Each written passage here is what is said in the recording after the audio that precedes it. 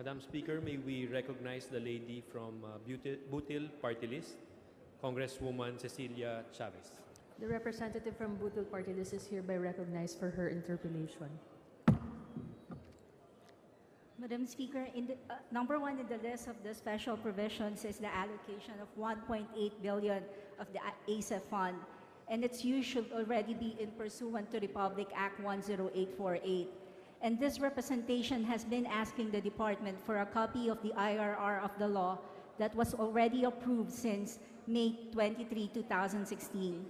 Finally, yesterday afternoon, I was in receipt of the IRR.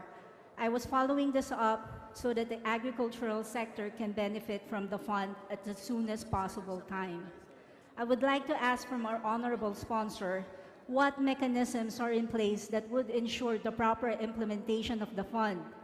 I am asking this question because I would like to hear, for the record, in behalf of the farmer sector that I represent in this august chamber, that the fund will be expeditiously made available for the benefit of its true and rightful beneficiaries.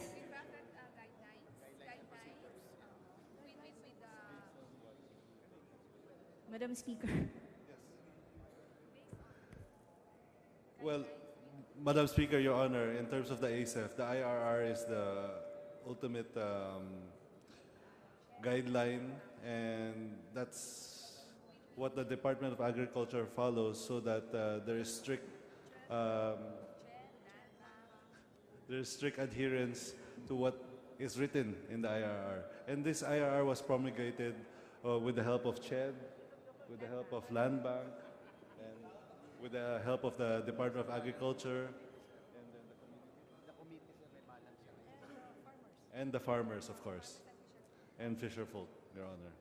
So, in terms of your assurances that this will not be abused, it is a policy of the Department of Agriculture to closely monitor the implementation of this ASEF fund so that it will not be corrupted nor it will be abused. Madam Speaker, I have read the fund status of the ASEF, and it's dismal to learn that out of the project cost of 9 billion, only 316 projects were implemented. The ASEF law was created to help the sector compete globally. However, this never became possible from the start. For one, its release was delayed for 4 years due to the absence of clear procedures. In 2011, its loaning operations was suspended because of numerous problems such as mishandling of funds. And for every extensions made to the law, limitations to its use were done. And this is so sad for the benefit for those farmers who never benefited. Toward this end, Mr. Speaker, Madam Speaker, may I ask if the ASEF EXICOM has been convened, and if consultation mechanisms with farmers and fisherfolk associations are already in place? And how about the Congw Farm or the Congressional Oversight Committee on Agriculture and Fisheries Modernization? Would the distinguished sponsor know if Congw Farm already looked into the IRR of the ASEF? Your Honor, the Department of Agriculture admits in the previous administrations there has been lapses in the use of the ASEF fund. But with the crafting of the IRR, the EXICOM was convened in order to craft the IRR. And because of that, there are strict restrictions in terms of the usage of these funds. Consultations were made with various stakeholders to make sure that all the stakeholders will be properly represented in terms of the IRR. And now Land Bank is a fund manager to prevent abuse of these funds. So in that sense, the ASEF, the policy for the Department of Agriculture for the ASEF funds is that they will be very, very strict in monitoring it, and they will be in close coordination with, of course, Congress? Yes. Of course, Congress as an oversight, and Land Bank as a fund manager, and the different stakeholders in CHED, in the farming sector, as well as the stakeholders in the Department of Agriculture. Madam Speaker, I would like to put on record that Congress should scrutinize further the ASEF to ensure together with the DA that the fund will trickle down to the farmers. I represent the farmer sector, Madam Speaker, yet I am not aware of any undertakings by the ASEF Exicom nor the Cocoa Farm as such. Madam Speaker, distinguished colleagues, I entreat your support on this matter through a congressional oversight beginning with the IRR of the ASEF. Let me now move on to another concern, Madam Speaker. Madam Speaker, during the committee deliberation, this representation requested for a more detailed explanation of the 1.1 billion allocation for seed buffer stock.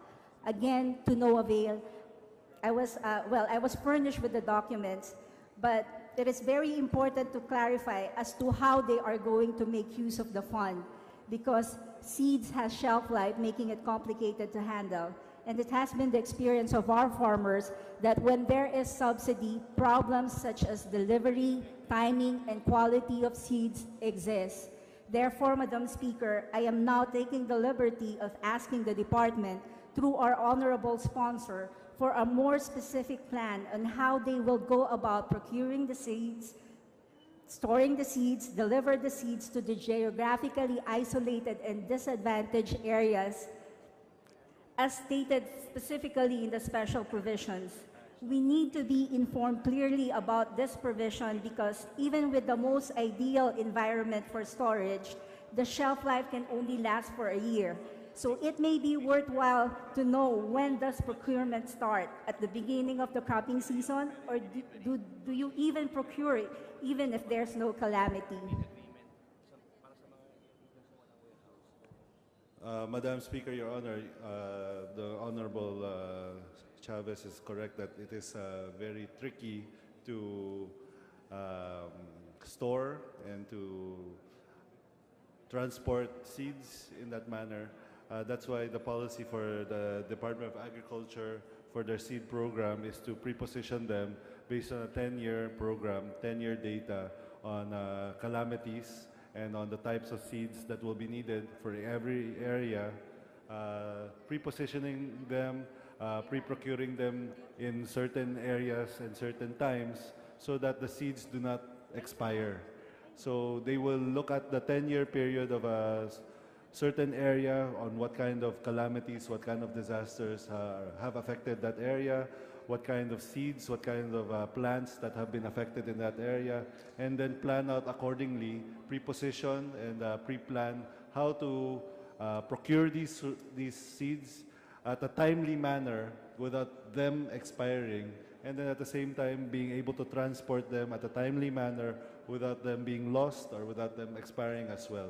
So that is their policy for the DA right now, and if you would like, they will furnish you a more in-depth program to your office. It's a very complicated and very comprehensive program, Your Honor. Thank you, Madam Speaker, to our honorable sponsor. And that is precisely the reason why I asked that in the committee deliberation. I asked for an in-depth plan because I cannot fathom the fact that you have a specific figure of 1.1 billion, and I wanted to know, I mean, what you gave me is general guidelines. I wanted to know how did you came up with the amount.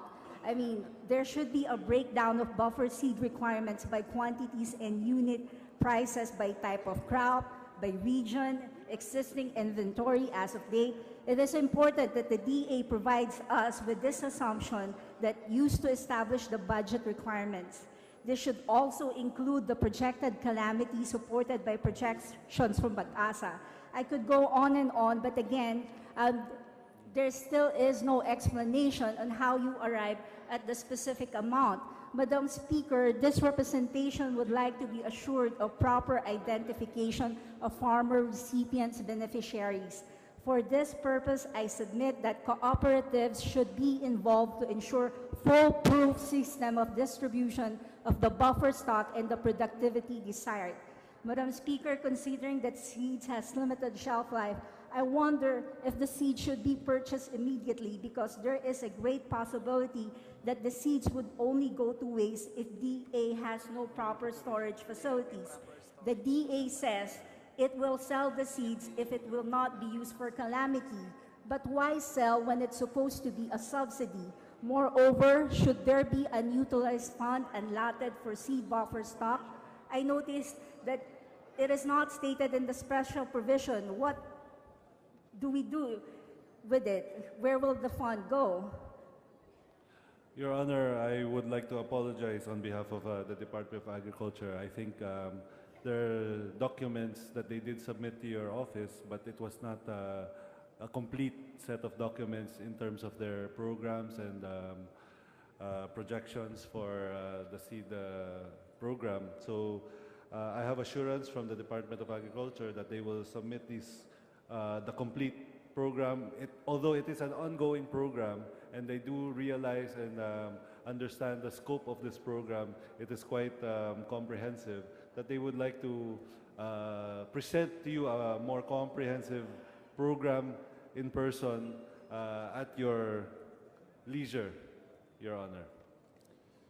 Madam Speaker, this representation understands that there is a dire need for seed subsidy. What I don't understand is why limit the subsidy to calamity-stricken areas when we can make use of the fund in finding long-term solutions. Madam Speaker, the DA must give the assurance that they have a concrete plan that is feasible. Otherwise, we will just be putting the money to waste and again put the blame on the poor farmers. Madam Speaker, seed security is vital to food security. In this respect, Madam Speaker, the DA should ensure proper time distribution of buffer stock, and more strategically, DA should make available credit programs and subsidy for rice seed growers as incentive for their contribution to national food security. I submit, Madam Speaker, that a congressional oversight on the seed program of the DA is also in order. I would like to move on to another item.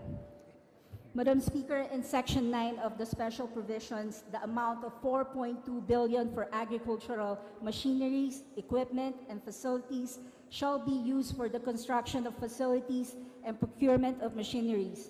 Again, Madam Speaker, just like in my preceding question, I asked from the department a more detailed explanation for the use of the fund, and to no avail, I was never furnished with the documents. Madam Speaker, I would like to stress the need for Congress to review the program plan, objective, and management of the fund. It is important for us to know basic questions such as how much will go to the procurement and how much will go to the construction. And therefore, I am asking once again, through our honorable sponsor, if the department is ready with the data. Madam Speaker, Your Honor, again, I would like to apologize for the Department of Agriculture. I'm sure that they have all of these data, but I am quite surprised that they did not submit to your honorable office. But the data is here, and we can pull it out for you if you'd like.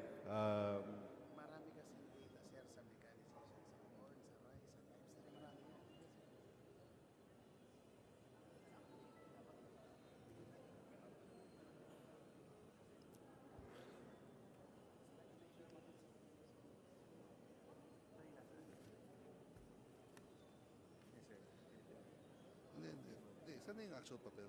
Yes, sir. No, yung actual. Hindi, saan yung actual papel? Ay, data yan.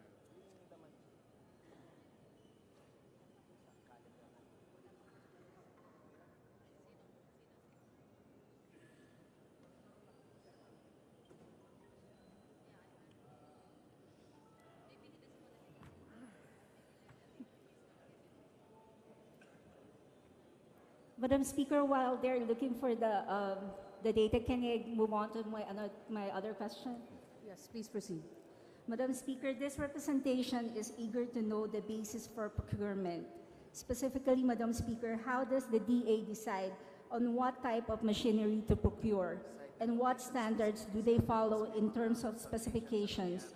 May we know through our honorable sponsor the answer to these questions?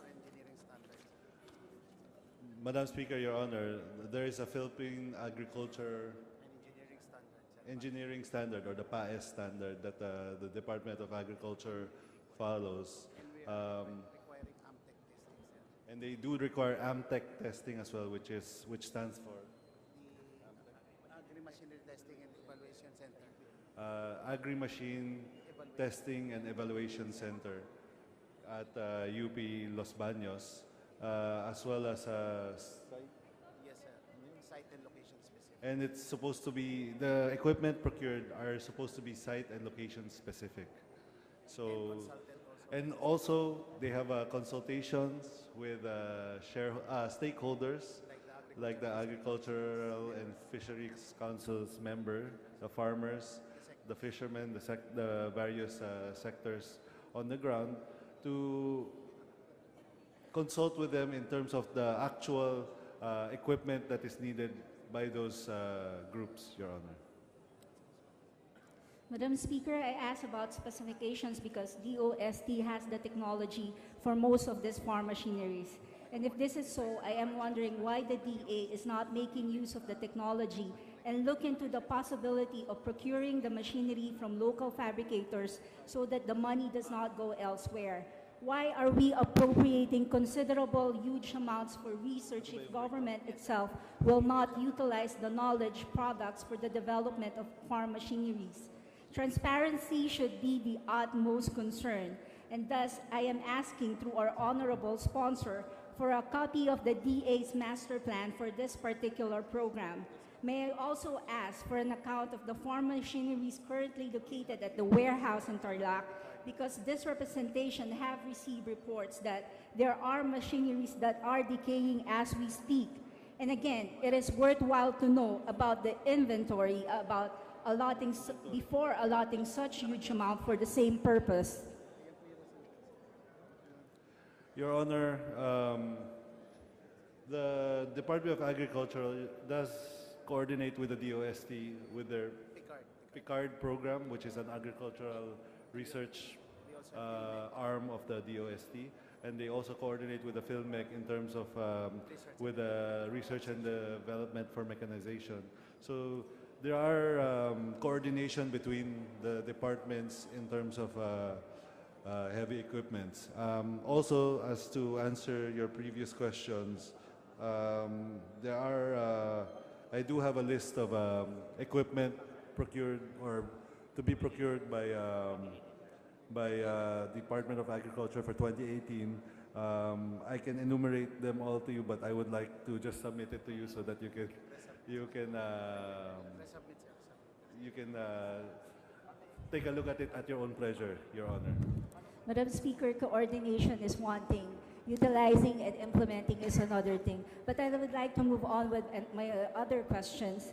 Madam Speaker, in Section 8 of the Special Provisions, the amount of 2.6 billion is allocated for the implementation of the small-scale irrigation projects.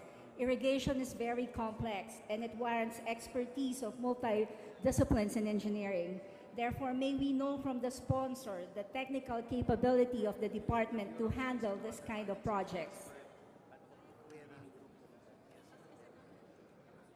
Madam Speaker, Your Honor, within the DA does coordinate with the Bureau of Soil and Water Management, and as well as the regional agricultural engineering groups and divisions. There's a new bureau created, the BAFE, Bureau of Agriculture and Fishery Engineering. And then there is a new bureau created, the BAFE, which is the Bureau of Agricultural and Fishery Engineering, that lends technical support for and setting standards for these irrigation projects. Madam Speaker, I would like to mention the study conducted by DAP, which was commissioned by the DA. The analysis and recommendation of DAP in the rapid assessment of the AFMA, it says, and I quote, "Another weakness of AFMA on its irrigation provision is the lack of technical capability of LGUs to handle irrigation system planning, design, and management. The irrigation provision of AFMA never materialized due to this lack of technical capability by LGUs. And it is in their recommendation that more budget for irrigation development should be accompanied by increased technical manpower. It is very surprising, Madam Speaker, that the department would ignore the recommendation of the study on which they themselves commissioned, because it is very clear in the provision that once constructed, they will again turn it over to the LGUs. Again, I am not against the objective of the program. I would just like to be clarified on how this will work. My question now is, what steps did the department do if the DA is confident with their technical capability, but how about the LGUs? Madam Speaker, may we just ask the Honorable Chavez, what year, Sir, in response to the AFMEC law, we created... what year is the study based on? Because I think there is a 1997 study and a 2013.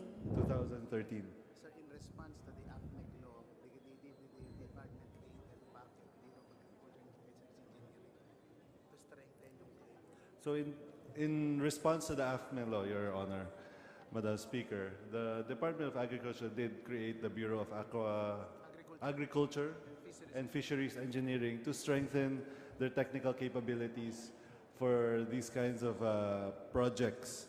So that is one of the outcomes that is a product of the study that was made by the DA. Madam Speaker, can we ask from the department the status of the implementation of the small-scale irrigation projects for 2017 worth 3.2 billion?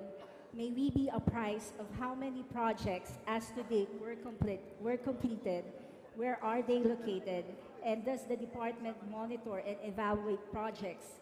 Do you have an impact assessment of the program, since you are being appropriated another 2.6 billion for this year? Halimbawa, kanya nga may solar irrigation, meron tayong small... Well, hindi nag-aaralan natin. Halimbawa, yung water You- table, sir, Your Honor, in terms of an impact assessment, I think it is too early for the DA to give a presentation in that sense. But once they have all the data ready, they will be willing to submit that to you. In terms of a summary for all the irrigation projects, in fact, the small... we are still awaiting for their data, but I will give it to you once they've presented it to me, Your Honor. Madam, okay, I'm going to move on to to another topic. Madam Speaker, the department allocated 11.7 billion on their national rice program. May we know from the department their master plan for the use of the fund? May we know what kind of programs are included? Are this for credit? Are this for subsidy? Are this for machinery? What is the target and what is the timeline? Your Honor, the program thrusts and objectives of the National Rice Program are thus: to improve productivity, increase irrigated area harvested, and reduce production costs; increase farm income, reduce marketing costs and margin and post-harvest losses; enhance resiliency to climate change and improve disaster risk management; demand management, and manage displacement of farmers and laborers. So, aligned to this, the Department of Agriculture is taking several strategies to reach their objectives. Part of this is promoting rice-based farming system, continued investment on research and development, the construction of quick gestating small-scale irrigation systems, and the promotion of mechanized services through the establishment of rural post-harvest facilities, to name a few. So they have quite a number of strategies to reach their objective, Your Honor. Madam Speaker, the National Rice Program is very crucial in view of the expiration of the QRs and the impending ASEAN integration. The rice farmers need all the help that they can get. I would not like to belabor the issue at this point, Madam Speaker, but I do look forward for a thorough review of the program with the cooperation of the DA. Let me just state, Madam Speaker, that with or without the quantitative restriction or QR on rice, the bottom line is the provision of essential and vital services and programs for the development of rice industry towards self-sufficiency and food security is very important. Let me now proceed to my last question, Madam Speaker, distinguished colleagues. Madam Speaker, PCIC will be given 3.5 billion for government premium subsidy and will use the Registry for Basic Sectors in Agriculture, or the RSBA, as their basis for identification of beneficiaries. May I ask, Madam Speaker, how many is the target beneficiaries based on the RSBSA, and how many have actually benefited from it?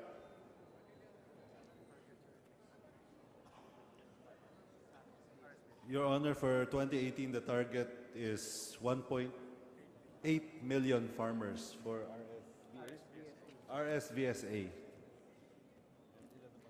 Madam Speaker, this representation is appalled by the fact that PCIC is using the Registry for Basic Sectors in Agriculture when there is data showing that there are 20,000 farmers from PCIC that are unmatched from the list of the RSBSA. In fact, Madam Speaker, I have here a resolution from the farmers of Bulacan as asking the assistance of this representation to urge the corporation to explain their reasons for non-payment of claims. It took this representation several follow-ups to get a reply, only to be disappointed with their response because they were not able to explain why and only suggested that the farmers go to their mouth to be included in the list. Madam Speaker, I also have with me a DBM report stating the significance of unmatched farmers on the list. My question, Madam Speaker, is it not possible for the RSBSA to be stricken off the provision since its reliability is questionable? I even have data here of studies done that there are legitimate agricultural producers that are excluded from the list. There are persons in the list that should not be on the list, and recommendations that the list should be updated at least every 3 years. And the study has been done in 2012. In 2012, for example, around 1.7 million supposedly RSBA beneficiaries in the list of DAR, NIA, PCIC, and BFAR are unmatched. I am now wondering, Mr. Speaker, why the Department of Agriculture would insist on this when a great number of farmers that they should be serving is not on the list. I believe to ignore this would be a great injustice for the farmers, especially to those farmers who are religiously paying their premium payments because they are forced to do so dahil pag nangutang sila kay Land Bank, compulsory ang pasiguro sa PCIC. Madam Speaker, distinguished colleagues, why are we appropriating funds for the RSBSA when in fact it has not served its purpose over the years? Why squander our budget to a program that has not been reliable for the longest time? Madam Speaker, Your Honor, it is true what the Honorable Chavez is saying. There has been lapses with the RSVSA, and I think it has been neglected by previous administrations. Now, the assurance of this administration, of this current administration, is that they will review, they are purging, and they are re-updating and now getting new members for this RSVSA so that it will be more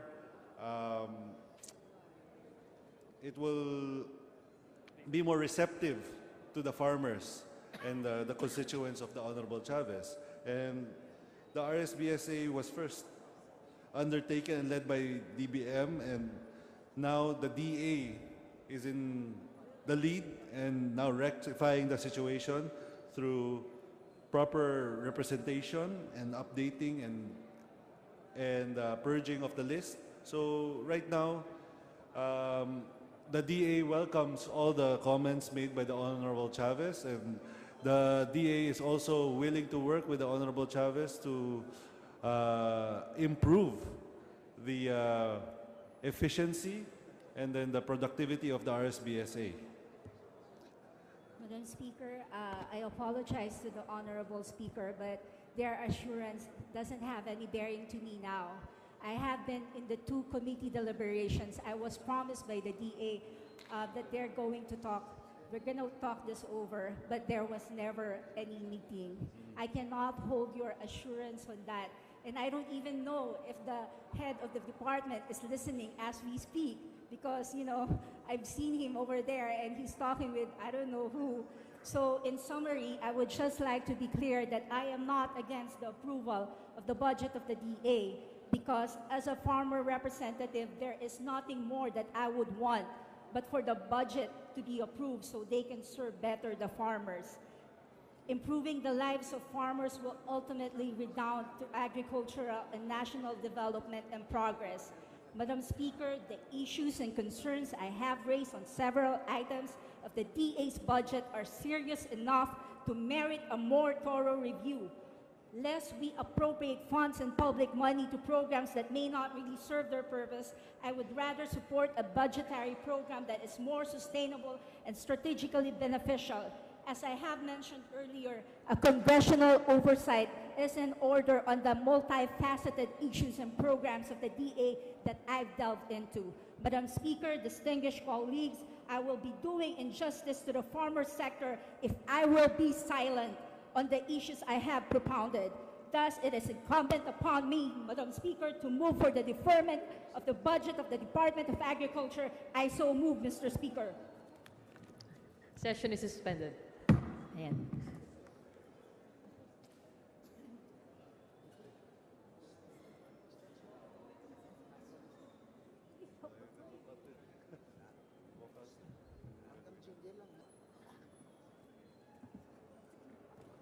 Hanggang jingle lang. Hanggang jingle lang. Sige na.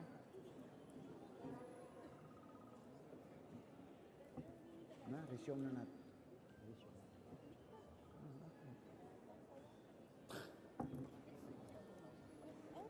Sino nagbukaw? Bakit sila?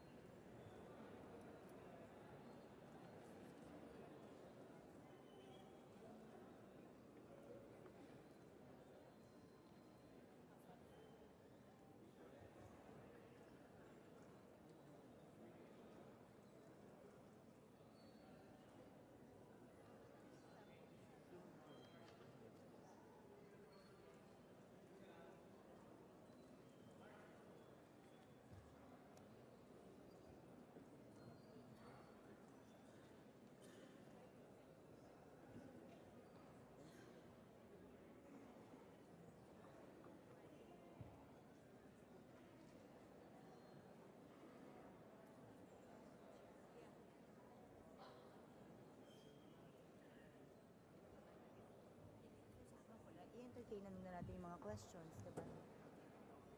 Carlos Saral. Ay.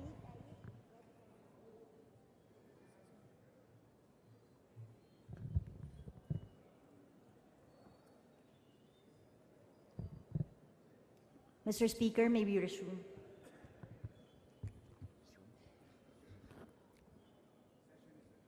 Session is resumed. Mr.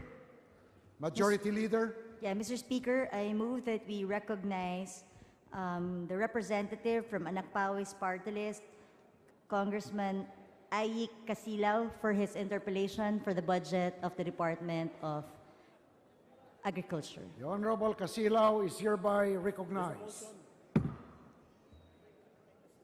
Mr. Speaker, I believe there's still a pending motion. Madam Speaker, May we know the Mr. status? Speaker, parliamentary inquiry.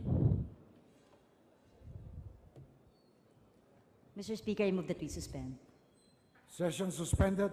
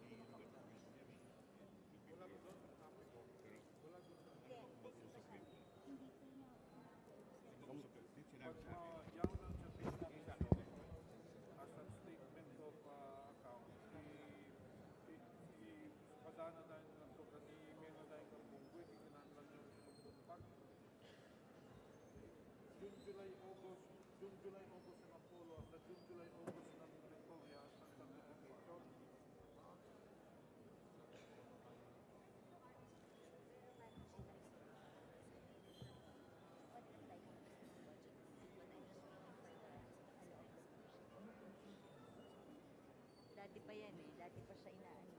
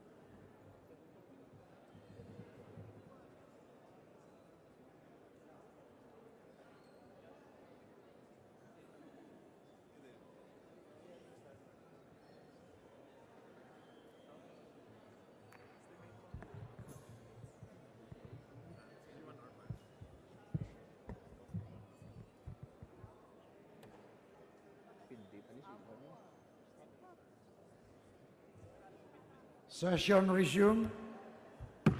Distinguished Majority Leader. Mr. Speaker, may we again hear from the Honorable Cecilia Chavez. Mr. Speaker, after conferring with my colleagues, I will take their word for it and their assurance that they're gonna be on this with me. So I'm gonna withdraw my pending motion. Mr. Speaker, we are thankful for the indulgence of the distinguished lady, Mr. Speaker. May we now recognize